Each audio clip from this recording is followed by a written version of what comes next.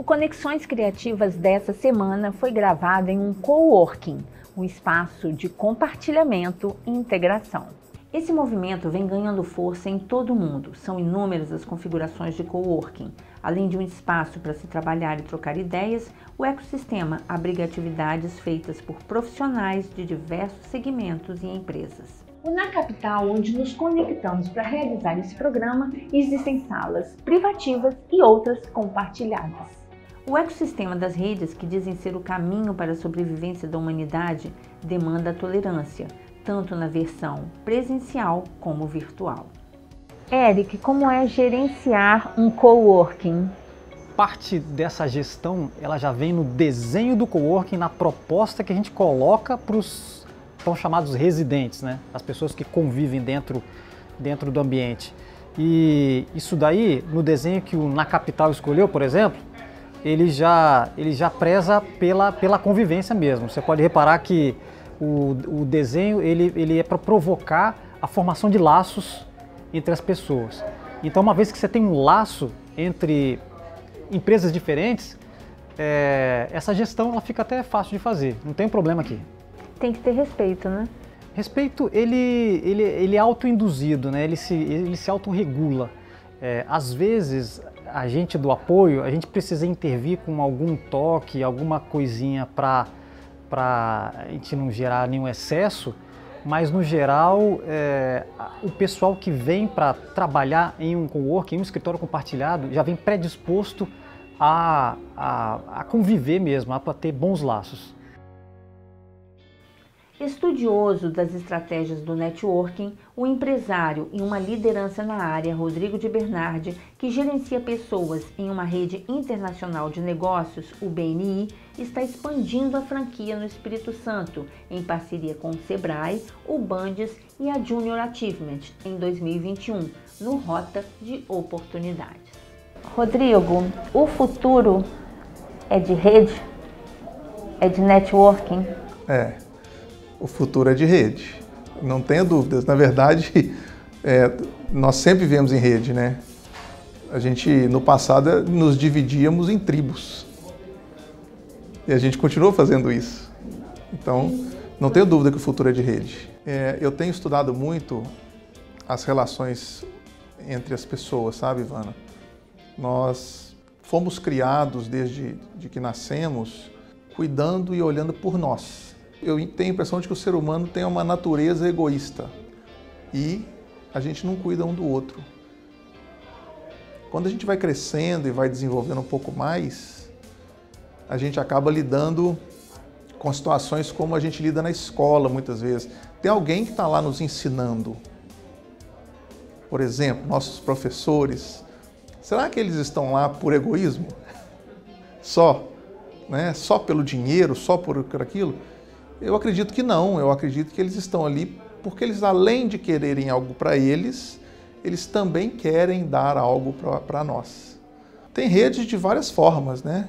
Quando a gente pensa em estratégia, né? Quando a gente fala, poxa, você quer entrar nessa rede por quê? Qual é o seu objetivo? E muitas vezes as pessoas ainda não têm os objetivos, elas querem fazer parte, mas não têm objetivos. Então, talvez esse seja o despreparo. Não ter o objetivo definido, não sabe por que quer estar ali ou alguma coisa nesse sentido. Essa clareza é importante para se dar bem em qualquer rede. Ninguém faz parte só por fazer parte. O que eu busco trabalhar hoje no contexto de construção de rede é de ajudar as pessoas a identificarem qual é ou quais são realmente os objetivos que importam para ela e planejar esses objetivos para elas alcançarem esses resultados, usando as redes para isso. Mas usando as redes de maneira inteligente, porque tem que haver uma relação ganha-ganha em qualquer rede. Se não houver relação ganha-ganha, a gente não vai conseguir ficar nessa rede e naturalmente não vai alcançar nossos objetivos. Eu acho que a pandemia, isso é uma opinião minha, ela empurrou muita gente para baixo da pirâmide de novo. Lá no início, pelo menos, muitos de nós vivemos ali uma luta interna entre o egoísmo e a ajuda mútua. Porque a gente sabe que precisa viver em rede, que tinha muita gente para ajudar, mas ao mesmo tempo a gente não sabia o que ia ser de nós, como que a gente ia viver, como é que, né, o dinheiro, como é que ia acontecer. Então, naquele momento a gente viveu uma dúvida muito cruel para nós. Hoje, eu já percebo que já houve uma acomodação e as pessoas já estão enxergando a necessidade, porque o mundo digital agora nunca mais vai sumir, né? Ele incorporou na nossa realidade. Então, o que eu busco sempre ter uma visão positiva de tudo que acontece comigo, conosco. Acredito que o mundo virtual ele vai somar. Então, nós continuamos fazendo rede. Quando voltarmos ao presencial em segurança, continuaremos fazendo rede e agora com o mundo online a gente vai ampliar essa oportunidade de fazer o que a gente vinha fazendo. É claro que a gente precisa analisar. Se eu trabalhar no universo online e ampliar a nossa rede para além fronteiras, é importante para o nosso objetivo? Né? É estratégico para nós? Se for, aí sim a gente tem que investir muito na rede, sem ser no presencial, e visitar outros países, conhecer outros estados.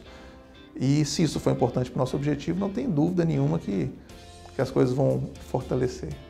Então, a B-Network está justamente nesse momento buscando ampliar, né? Ampliar seu alcance aqui no Espírito Santo com o Rota de Oportunidades. O que é o Rota de Oportunidades? Nossa, eu adoro o Rota de Oportunidades. O Rota é um programa que foi pensado naquele empresário que estava como eu lá atrás. Aquela pessoa que tecnicamente é boa no que faz, que tem capacidade de crescer, tem condições de se desenvolver, mas não sabe como. Ou não teve uma oportunidade ainda, não tiveram pessoas que fossem importantes de se relacionar ou que estivessem dispostas a ajudar. Então, eu acho que o Rota vem com essa proposta de fortalecer as pessoas que estão hoje no interior do estado. Já que agora a gente tem o benefício do universo online para nos fazer essa conexão, por que a gente não pode aproveitar isso então e ir lá no interior e trazer essas pessoas, levar a oportunidade para essas pessoas e trazê-las conosco para crescerem, para se expandirem e desenvolverem e fazer a economia local mais forte. Por que não?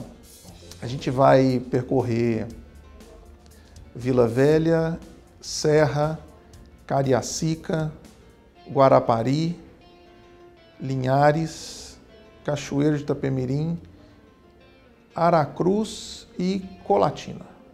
Primeiro eles vão encontrar com pessoas que têm já uma índole de ajuda mútua, naturalmente. Então, participando dos eventos do Rota, a gente sabe que ali tem pessoas que estão realmente dispostas a ajudar. Segundo, são pessoas de confiança, são empresários que já estão em movimento, que já vivem em comunidade e podem ser fornecedores, podem ser parceiros, eventualmente se descobre sócios, investidores, né? Às vezes a gente tem aquela estratégia do nosso negócio que está ali faltando uma pecinha do quebra-cabeça e a gente encontra nessas conexões.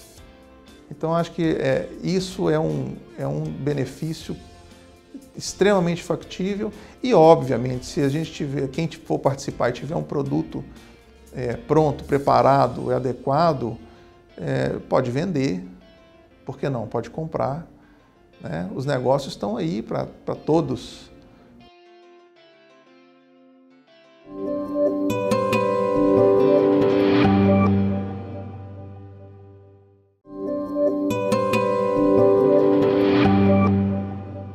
O professor de análise do comportamento do Departamento de Psicologia da UFES, Eliseu Borlotti, que está estudando o grupo de networking em seus processos de gamificação, analisa os comportamentos sociais e seus impactos no grupo.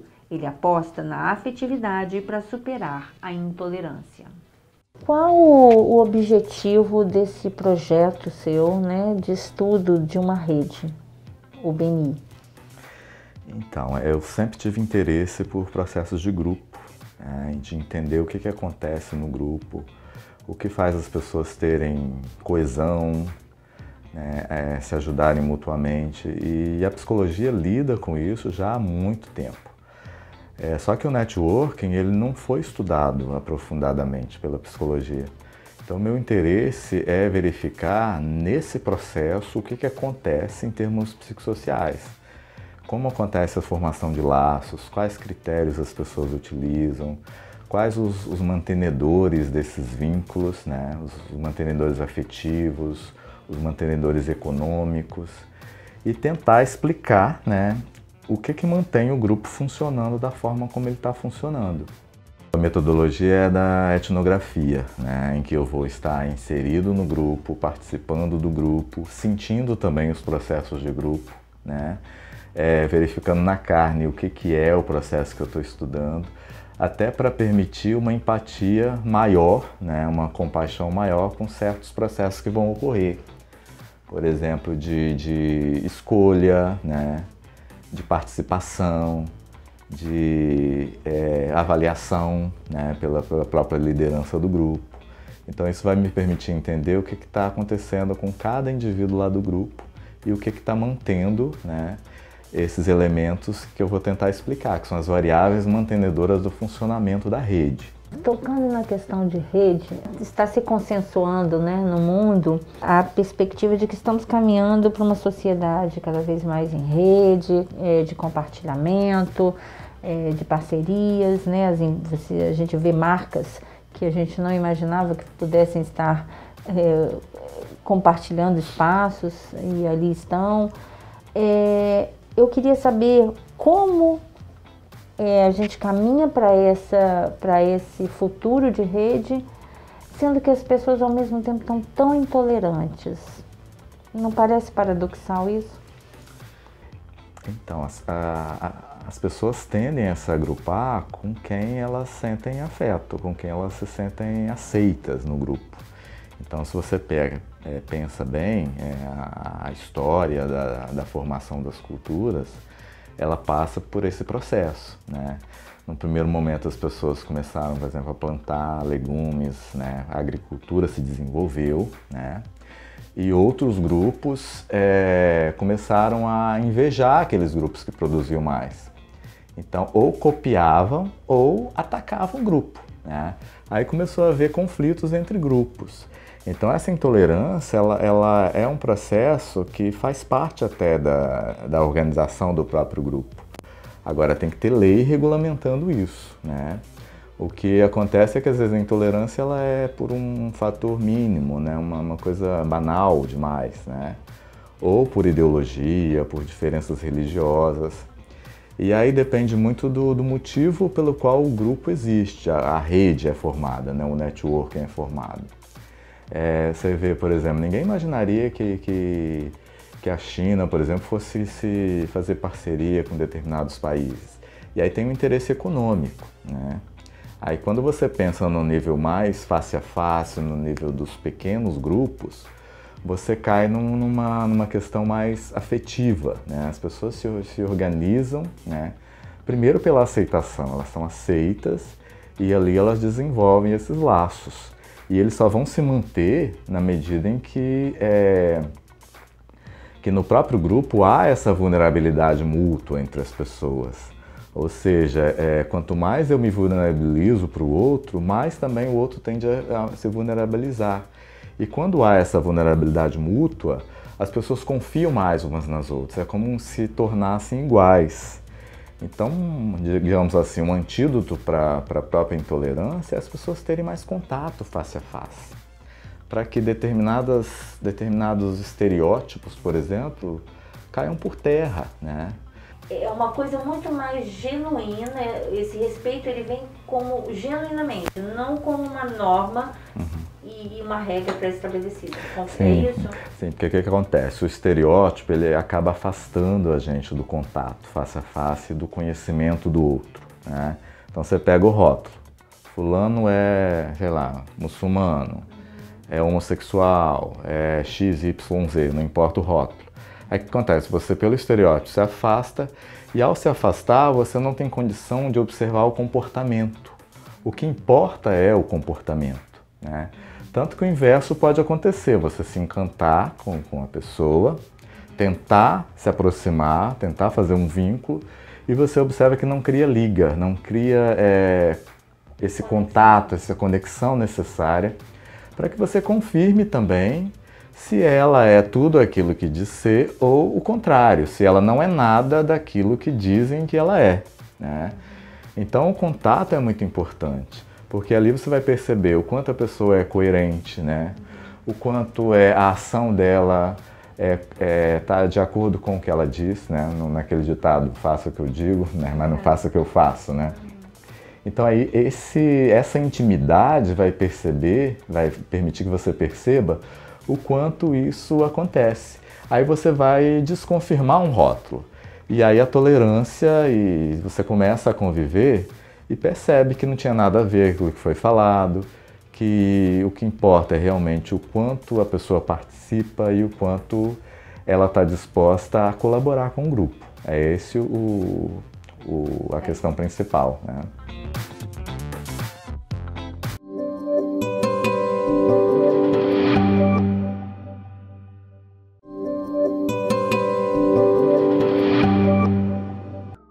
Nesse mês em que se celebra o Dia Internacional da Mulher, as mulheres merecem muito mais que um dia para chamar de seu. Além de estarem em maior número no trabalho informal, terem que se desdobrar no home office, são vítimas constantes de violência doméstica. Muitos desses desentendimentos têm o dinheiro como ponto de discórdia. A especialista comportamental financeira, criadora e mentora do método Sprint Money, Sara Maísa, afirma que cerca de 46% dos casais brasileiros brigam por questões financeiras. Existe muita emoção por trás da inabilidade em lidar com dinheiro.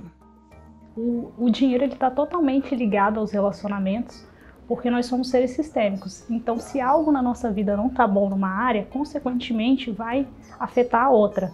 E hoje nós temos o dado que diz que 46% dos casais brasileiros brigam por questões financeiras. É uma das principais causas do divórcio.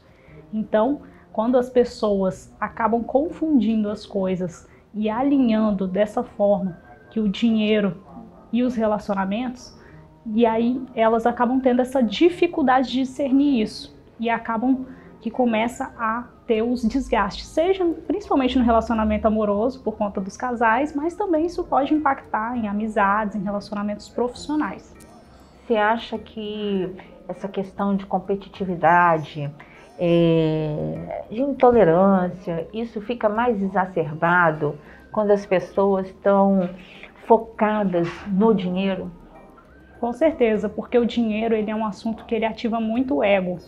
E aí isso traz à tona, às vezes, características que a pessoa mesmo nem conhece de si.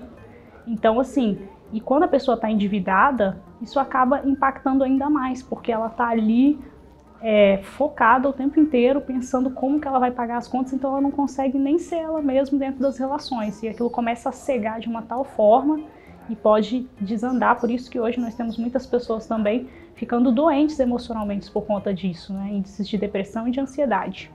Você costuma fazer uma analogia que eu acho bem interessante com a árvore, né? Como equilibrar isso? Como promover esse equilíbrio, né? Porque a natureza ela é muito sábia, então eu acho que se a gente buscar se assemelhar à natureza, as coisas vão fluir melhor, né? Por que eu falo da árvore? Porque quando a gente compreende as nossas raízes, de onde que nós viemos, quais são as nossas crenças, nós temos toda uma carga familiar que vem junto com a gente, então por isso que as principais crenças relacionadas ao dinheiro vêm da infância e nós precisamos entender isso, qual o significado que a gente está dando para isso. E aí, consequentemente, quando a gente entende aquele emocional por trás do dinheiro que eu chamo das raízes no meu método, tudo muda. Por isso que eu falo.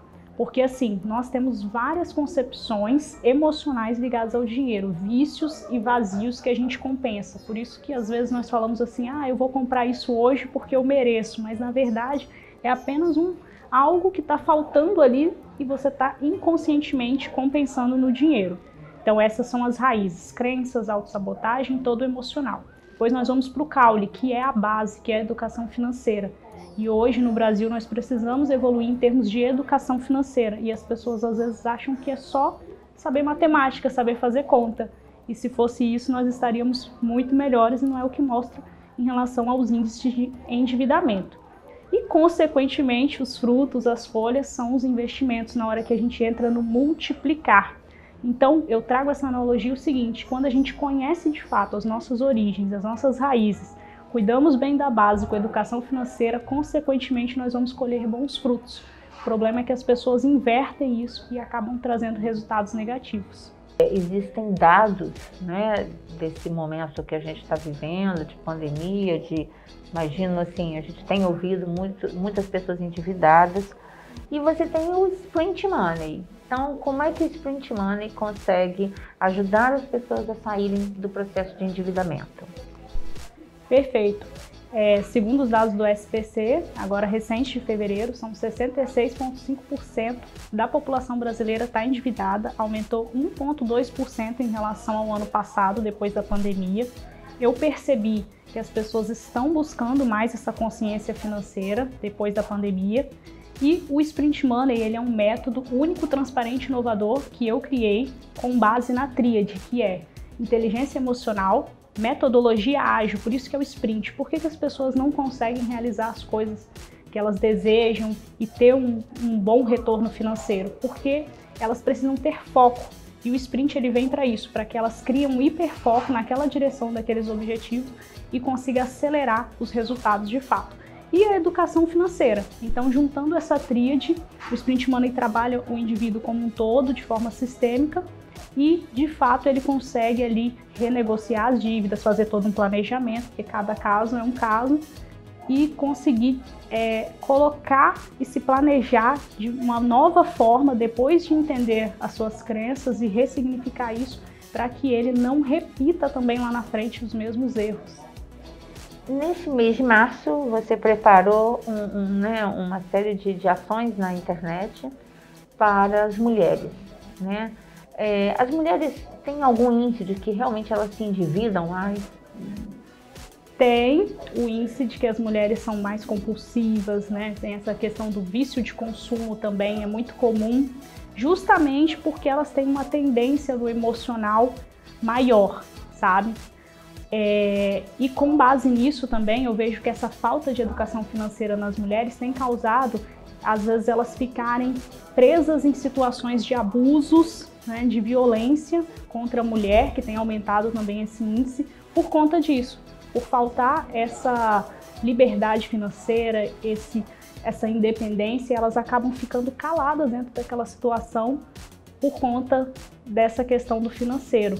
Então, nesse mês de março, vou fazer uma série de lives gratuitas no Instagram com o tema Mulher, desperte a sua riqueza interior. E o objetivo é, de fato, trazer sabedoria e consciência financeira para essas mulheres, para que elas possam começar a desmistificar, porque finanças vem com uma pegada muito masculina.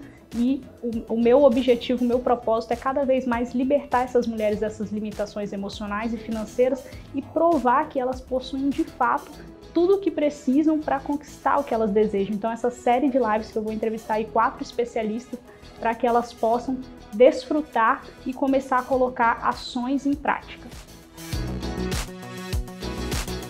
O Conexões Criativas fica por aqui. Eu te espero na próxima semana com mais informação de educação, inovação, meio ambiente, sustentabilidade, indústria criativa e empreendedorismo na TV Ambiental, a TV que te reconecta.